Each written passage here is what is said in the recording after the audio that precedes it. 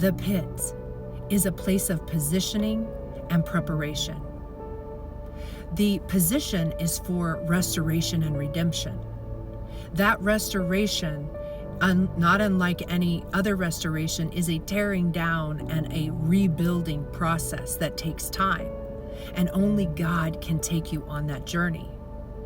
Now, the pit that we're talking about, I think David described very accurately in Psalm 140, verse 4. He says, "Look to your right and you see no one. There is no refuge remaining for me. No one cares about my soul." David was writing from the pit. He was in the depths of despair, of spiritual agony.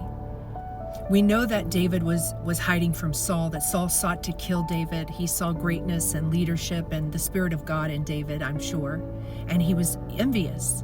So he sought to kill David. David becomes a fugitive on the run, going from fortified cities to caves to the wilderness. He was in despair over that already.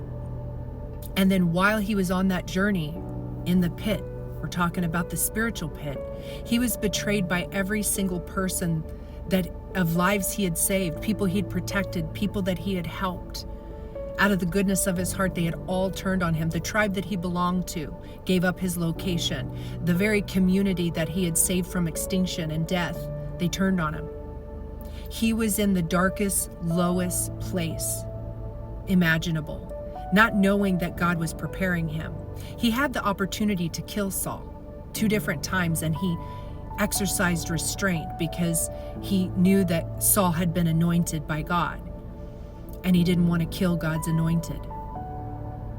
And so through this process, God saw his restraint, and because he had been betrayed by every person that he'd ever helped or loved, and he was in such agony over it, he came to realize there's no human that can be depended on or relied upon, only God.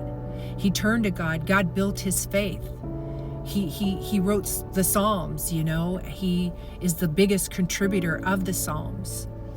He came to not only be patient, we see in Psalm 41 and 2 that I waited patiently upon the Lord, and the Lord heard my cry. He delivered me from the mud and the mire, the pit. So he submitted his timing and his will for God's will.